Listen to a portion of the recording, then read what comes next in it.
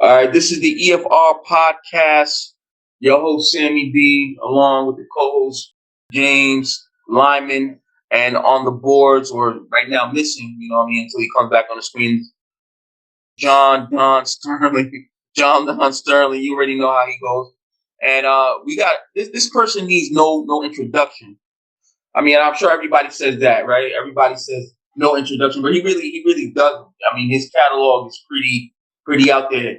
He's worked with people from Griselda, He's worked with Conway the Machine. He's worked with Benny the Butcher,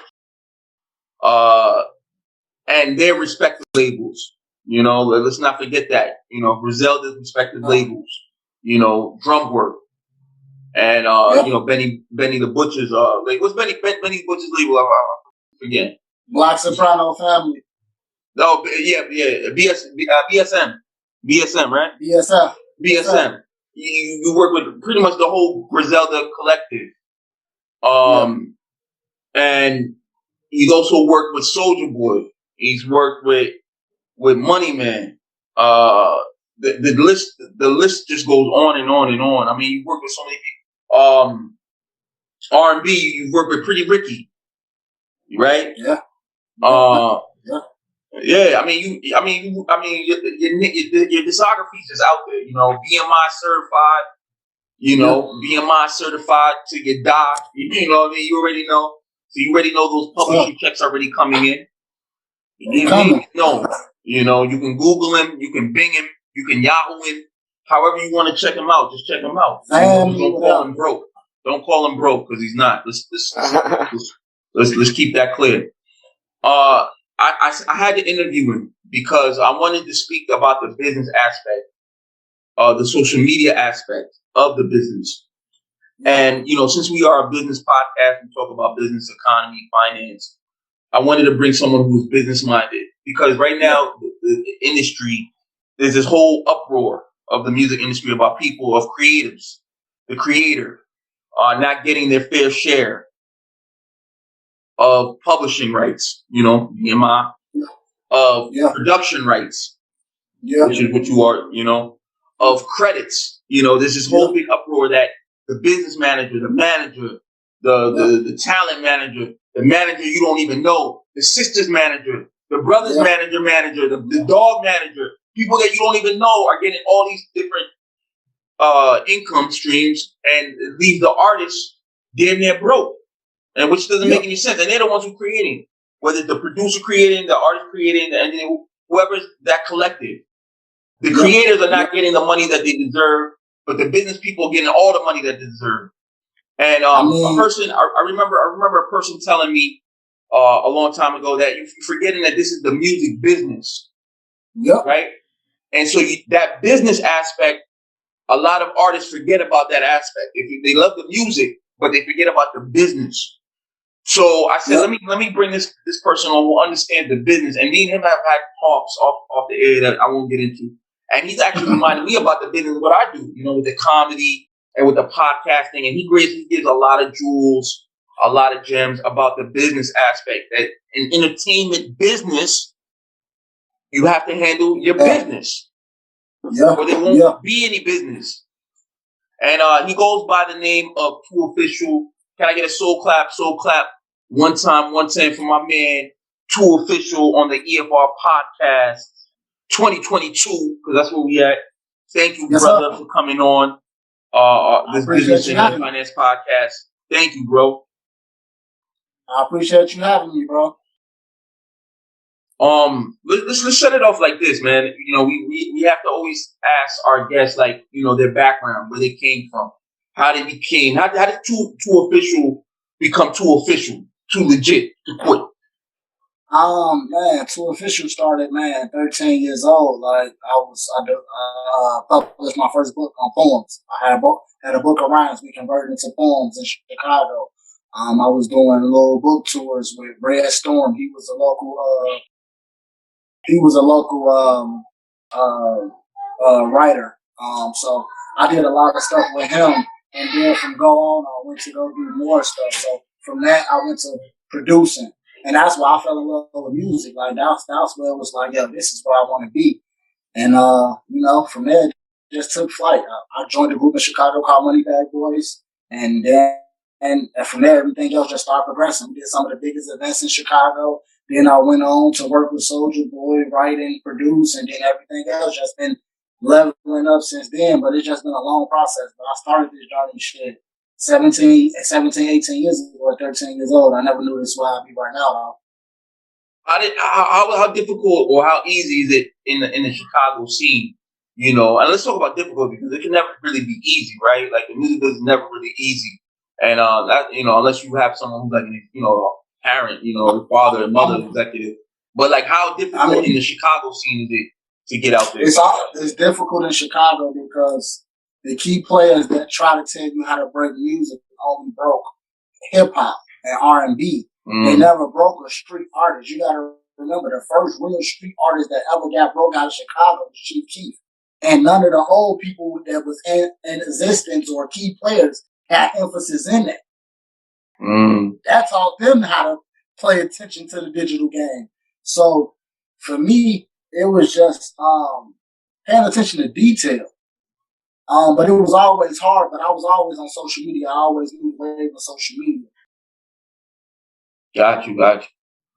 But Chicago is difficult because they want to keep us as a consumer. That's why you don't see a lot of talent come outside of Chicago. A lot of artists got reboot buzzes, but we don't really got major artists. We got a few, but we don't really have that major artists like how you look at it in Atlanta. We got that same talent as Atlanta. We got that same talent as New York. You know what I'm saying? We got that same talent, but they want to keep us as a consumer because Chicago is one of the biggest consumer markets. Right. So if I can keep buying everything else instead of producing your own.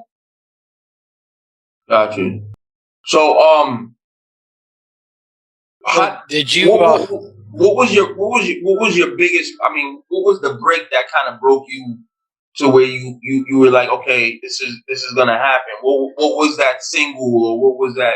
And who was the artist? Who was the single and the artist that broke you that you felt like, okay, this is gonna be it? I mean, every record you feel like this is gonna be that record, but I feel like it was just a collection of my body of work. That over a period of time just pushed me over. Because I always believed in just keep working. Let's talk more work. We're gonna see what's going on. So that's what I believe in. So I'm always working. And that's how it always happened for me. But a lot of big records, like the Money Man record, was a big record for me because that came out of nowhere. That was just like that hit people different. Like, which Money Man record was that? Money Man. I did Flower Pots on the Grow God album. Okay. Yeah, man. I mean, 2Offishall's been around, man. If you do your research, my producer out of UK. Me and him did the melody for Pop Out on Polo G. So like, I got writers Polo G. On wow, that's big. So it's like, nice.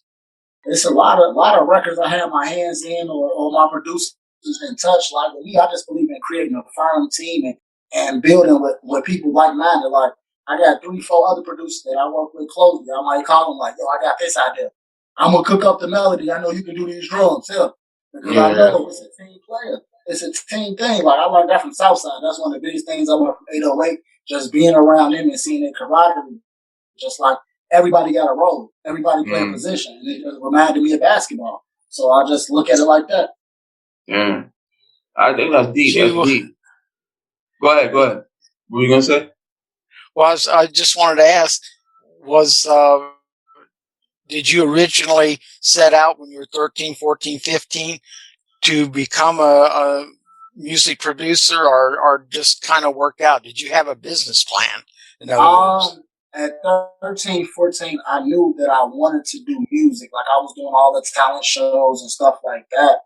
But my grandfather was the person that instilled it into me, was taking me to the big studios. Like around 13, 14, I don't know if y'all familiar with Bump J. He was real hot in Chicago then. So I was going to his studio. I learned from his engineers, you know what I'm saying, track surgeons. They taught me how to do. So it's like, my grandfather taught me how to be a student of the game. He like, you don't know you never know where you're going to land, but if you learn a little bit of everything, you can land in a great place. Right. So at that time, I never knew I wanted to be a rapper. But I also, so it was just like, I only made beats because I had beats, but I wanted stuff that I can own the rights to put out and publish and distribute, because I had already knew if I don't own this beat, somebody else can keep the rap on the same beat. I got tired of people rapping over five beats, like, dang, y'all don't even own y'all joints. Y'all rapping over the same instruments. Do you let's talk about the business aspect, right? Was it hard when you first started, like to really handle the business aspect? Because a lot of people are kind of like unknowing. They just want to do the music. They don't understand that there's a lot of grind that goes in behind the scenes. They just like the fame and the money, but they don't understand if you don't have your business correct. What kind of falls or what kind of faults do you take or blame you take on yourself on stuff like that? I take a lot of blame. Like, I look at different situations. I look at the Soulja Boy situation. I was young. I look at that situation like I could have made more out of that. I look at when I was signed with Def Jam, Island Def Jam, when I had the Future record, I could have made more out of that situation. But when you're young, you feel like you're entitled to things because things are a certain way. So you're like, yo, y'all ain't doing this, I ain't doing that. So you trying to make demands that leverage your own ability, but at the same time, that sometimes that ain't the best way to go. So, like, I made a lot of mistakes in my career. That's why when I came back as 2Offishall, like, if you go do your research on me, you will see Young Official with 2 G's, Young Official with 1 G, Official Time, because I went through so many transitions in my life. Like, once I left Soulja Boy, I went to Official Time because SODMG still owned Young Official name and his likeness. Mm-hmm. So why would I put out music or produce something under that name when y'all can get a cut? Mm-hmm. You think that's always for me was learning the business and evolving. But now I look back on situations like I hit Soulja Boy now, like, bro, ain't no bad blood with me. I just feel like now as I got older, I understand the business more as a man now. And as you got older, you understand business. And now you just wasn't in that place, and I wasn't in that place. What do you with any upcoming artists or any artists coming up, right?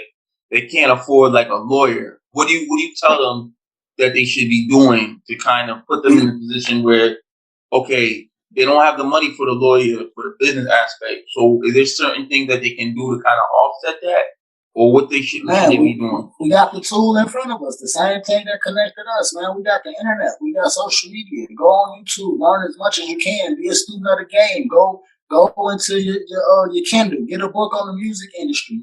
Find out about the different music terms. Like, you don't always have to have a lawyer to excel in this game. You just got to understand the knowledge. And you got to understand the terminology. That's the biggest thing that kill people. They don't understand the terminology and the words that they use. Gotcha. What do you what projects are you currently let's talk about the projects you currently. I know a couple of them, but let the people know like what you're currently working on within your team. Right now, man, we just finished up the Rapper's Art project. That's my first debut project. Mm-hmm. Executive produced by me. I orchestrated the whole thing. It's going to be a classic. It's dropping January 14th. I'm just looking forward to dropping. You know what I'm saying? That's the album cover y'all see behind me. It's called Rapper's Art.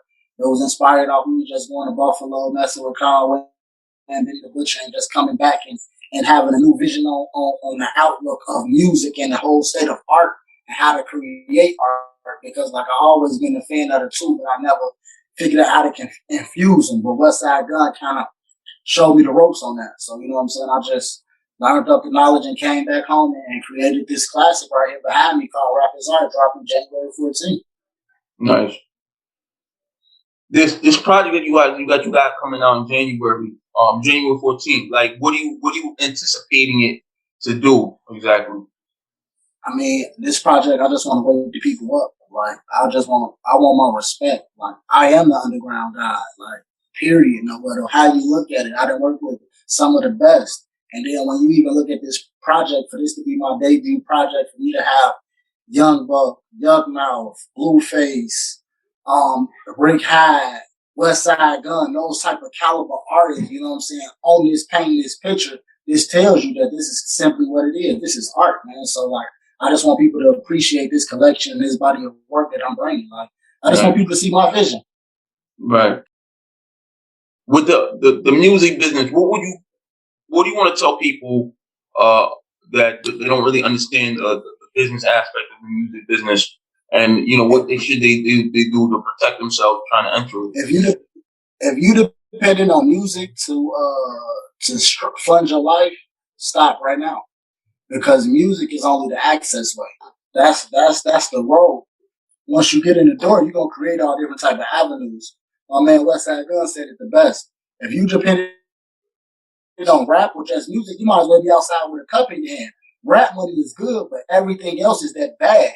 Once you learn how to venture off and do other things, the fashion, this and that, that's when you really gonna get that bag. You never seen a real artist get money off just doing music. It doesn't happen that way. Because how many artists you see right now that say, man, I never got a check from the label? Yeah, because them private jets you was taking, nigga, that's 700,000 a trip. They taxing the hell out of you. Expensive and motherfucking percentages. And interest. Come on, let's be honest. So like, that's why you never seen a rap check. You thinking about, you seeing show money, but yeah, you never seen the sales and check no. Because you spent it doing promo. Going to New York, them promo runs calls. But this the type of shit that the labels don't want us to talk about. That's why I love Russ, man. I love Russ. I always watch him and vibe with him because he's straightforward. He wants y'all to know, like, yo, I feel him. Like, I already know. Establish your credit, man. Go to the bank and get you a loan for your project. That's all the labels doing. When you go to that label, they treat you like a bank. When you go to that label, do you have enough collateral for us to give you this money? Right. What do you think social media has to play in the music business right now? Like, you think it's a good thing as a pro or as a con? What do you think is social media plays in this whole thing? It's life. Everything got its pros and its cons. Social media is good for what it's for. You know what I'm saying? It's good for the media to touch people. I think people should treat it like that. A lot of people use it as a way to try to live a double life, but I just feel like, yo, just do it. Use it for what it's for. Push the media and push the cause. That's why you see so many platforms excel on social media because that's what it's built for. Right. Do you think that the social media is going to be evolving to like be more intricate, or what do you think on that? You gotta remember, we working on the metaverse now, so this is already telling you where it's going. So next time we do this interview, bro, we gonna be on our own little land somewhere in the metaverse, and it's gonna pop up like we in the Jetsons, and it's gonna be a telegram with me and you. That's right. Because that's where they're trying to go with this. So with that being said, start expanding, start opening your eyes to new ventures. You know how I talk to you. I ain't gonna do it how I do it, but I don't hold no punches. But start expanding, start opening your eyes up to new things and new visions because it's always evolving. Facebook ain't changed Facebook to the metaverse for no reason. They call meta for a reason, bro. Right. They got the data already. They got all the data web already. Think about it. They is the hub for the web right now. How much data do they collect? Yeah, no, I mean you make you bring a good point. I think you bring a good point as far as like you said, you got to expand. You got to think bigger, and you got to understand that today is not today because there's always tomorrow. So you have to always think about tomorrow, and what comes into play with that. I got one that's gonna mess your head up even further. You said what? Say it again. They turning real life into the video game.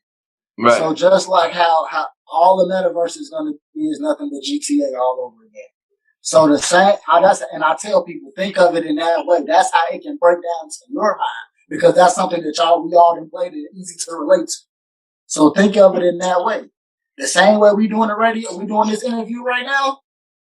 This interview can be playing on the metaverse as a station. Right. Yeah. That's true. That's how I think about it. That's the way I be thinking. Where do you see 2Offishall in the next 5-10 years? Oh man, just doing bigger and better things. You know what I'm saying? Working with a whole lot more artists, getting a whole lot more credit, a whole lot more publicity that's well deserved. I'm just working, man. Just keeping my head down and staying focused. That's all. That's a fact. Any artists that you kind of got in your scope right now that you want to work with? I got a lot of artists in my scope.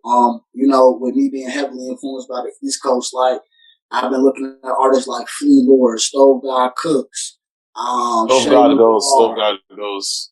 Shay Noir, 38 Special, OT Special sick.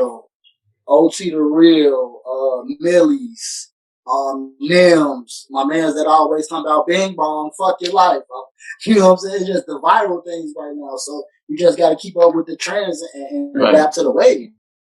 But them all artists that I've been watching and I'm looking forward to working with. You know what I'm saying? I just like to expand my collection. Like I tell people, I feel like in the next 5 years, I'm going to have a Dr. Dre type catalog, but it's going to be built on some big ghost type of hard work that they're going to look up and be like, damn, he didn't work with everybody. Yeah. I mean, you pretty much, your catalog right now is it's pretty official. No pun intended, you know. That's light work. Like I tell people, that's light work. I'm trying to touch something with Mariah. I want to show people that I can really make hits. I feel like in a lot of my situations, I didn't get to explore my real creativity because I was sticking to what they wanted me to do. Right. So, like, with me being a producer now, I just want to be able to produce with no boundaries. Right. That's dope. I mean, so what's next? What's next for 2Offishall? You know, as we close, we Rappers Art album 22. The Rappers Art album. Y'all can be looking out for the podcast tour. Me and Sam Bucks. That's a 10-city tour sponsored by Vivo. You can be looking out for me on that Canadian tour with Conway the Machine. You know what I'm saying? I'm gonna be catching 7 cities on Conway on that. Nice. So I'm just working. What are them tours that you got? I don't know, the Vivo, the Conway. You gotta let me host, man. Do some comedy joints. Man, I told you, the Vivo some comedy. Man, we gotta talk about that, man. We gotta talk about me in that road with you guys, man.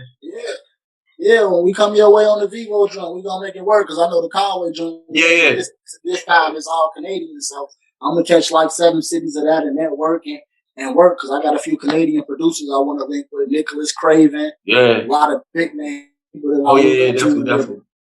Respecting me, so I'm just gonna go and get some work in, man, and enjoy 2Offishall, man. That's 2Offishall. What would you want to tell? What would you want to tell? The younger you, you know, as far as the music business, what would you tell the younger production you know what I mean, or publishing you, about the music business? Same thing I tell myself every day. You know what I'm saying? Trust the process. Stick to the grind and trust the process. Like at that time, I wanted it now. You know, when you want now, you don't think about the process they take. So you know what I'm saying? Just trust the process and know it's gonna be a grind and stick to it. Every victory, every progress is a victory. Even if it's the smallest progress, it's a victory. And treat it that way. Because if you don't, this and how you like, man, I don't want this. And really, really have a talk with yourself and feel and think about if this is for you. Because a lot of people want this, but this ain't for them once they really get into it. It's true. That's a fact. What do you want to tell people coming up, you know, who are looking in and they don't understand, you know, what you may be speaking about as far as the music, the content creating and the business aspect? What would you want to tell people who are kind of like new into this whole thing? Anything that you don't understand, be a student of the game. I don't care if you pick up a book. I don't care if you go on YouTube. I don't care if you Google it on your phone. Be a student of the game. Anything that you want to know is in the palm of your hand. Look it up. Research it. Learn more about it. Every day I'm learning. I'm trying to figure out how I can do something else in FL Studio. Every day I'm trying to figure out and learn something else. Every day I'm picking up different mixing techniques. Every day I'm picking up on different writing techniques. So always be a student of the game. As soon as you think you know it all, same way you're going to be replaced. When Kanye felt he know it all, he was replaced. Mm-hmm. That's a fact. You can't never know it all in the industry. That's a What do you don't know. what would you what would you want to tell? Like, what motivational words would you tell people who are trying to come up in production and engineering and recording, writing, and rapping? What would be like the words of wisdom from the elder wise person? Man, just believe in yourself, because every day you're gonna do things with the odds stacked against you. So keep believing in yourself. Never stop, because as soon as you stop is the moment that you fail. Soon as you give up can be the day that you was finna get that big break and you missed that call because you said you weren't producing no more because you wanted to argue with your girl and she's saying it ain't made no money for you all this week. But you never know that one phone call was coming for 3,000. Mm-hmm. But you quit and gave up on yourself. So always, stay to trust the process. Simple. Trust the process. I mean, is there anything else you would like to? I think what you've been able to bring about as far as the music business, the entertainment business, the business in general is pretty strategic. I think you've always been kind of like a strategic, a logical kind of person, and I really do appreciate you coming on and bringing your words of wisdom to the EFR podcast and discussing. Different aspects of how your come up, difficulties that you had to go through, the barriers that you had to break in Chicago. Go ahead. I know we talked about all this music, but look, I got a real guide out for people that really want to learn marketing and branding. Y'all can go on Kindle right now and search up my book, The Branding King, The Ultimate Guide for Marketing and Branding, by Timothy 2Offishall Wallace. Y'all go grab that right now. It's one of the top sellers of the book, in that category. So it's been doing real good. Anybody want to go cop that book, just go support right now. It's 99 cents, it's $1. Go learn this thing and continue your learning, man. It's like a workbook. I tell people it ain't a book that you're gonna just continue to read. You're gonna take notes. You're gonna read it. You're gonna take notes, and it's gonna help you build your brand. So anybody that's looking to get help on marketing and branding, go check out that guide, man. It's called The Branding King. I mean, you're a writer, you're a rapper, you're a producer, you're an engineer, you're an author, you're a marketer, you're a brand radio person. My man, 2Offishall, man. Drop. Go ahead. What are you gonna say? You wanna say something else? I mean, I just tell people, it's just me knowing that I can do everything and want to do a lot, but it just took me to just master certain things. Like all those things happened over a course of time. It ain't nothing that just happened overnight. Like the radio thing happened over a course of time. The book just happened because I was like, I'm tired of people asking me how to do this. Let me write it down for them, and I can just give you this guide here, and you can take notes and you can do it yourself. You know what I'm saying? I'm not one of the people that want to charge a person $1 million to give you some knowledge that I can give you for a little bit of nothing. All you gotta do is do the work. Right. I can't do the work for you. I can lead you to the water, but I ain't drinking for you. Right. That's a fact. Spoken from a wise man. 2Offishall, man, thank you for coming on the EFR podcast. Shout out your social media handle so people know where you can catch you.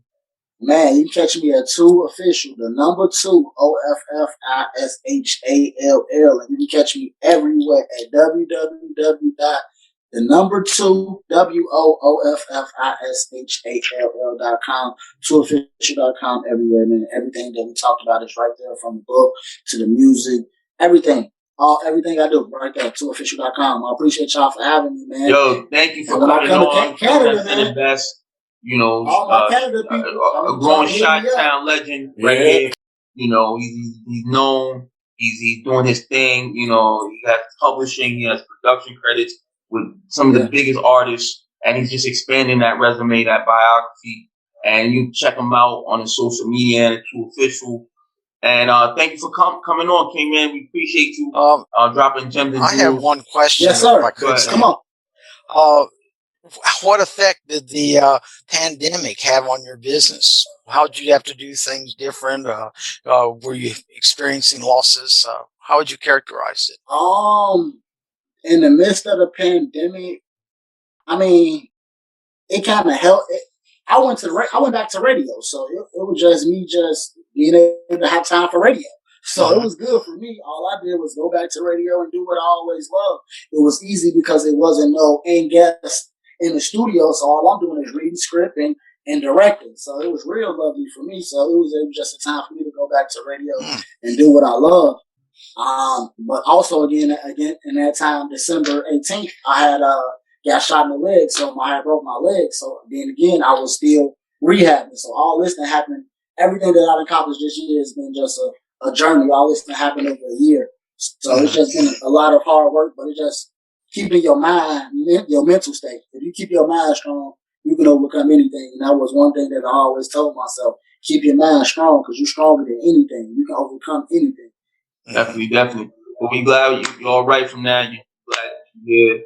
You know, getting shot is a serious thing. I'm just glad that you were in one piece, you know. And again, thank you for coming on the EFR podcast and just dropping gems and jewels, just talking about the business and the music. And you know, anything else, guys? Anybody else got any questions before we wrap it up? You know, going to 2022. All right, man. We appreciate you, man. Thank you for coming on EFR podcast. Yes, sir.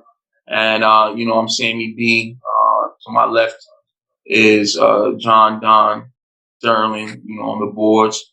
My bottom left, I gotta think. My bottom left is James Lyman, co-host, and then right under me is Superior, 2Offishall, Chicago owned, Chi-Town's own.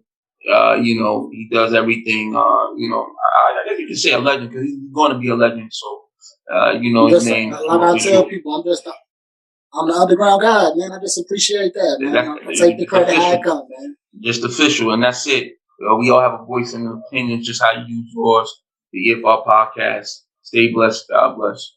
See you until later. Later. All right, guys. Peace. Later on.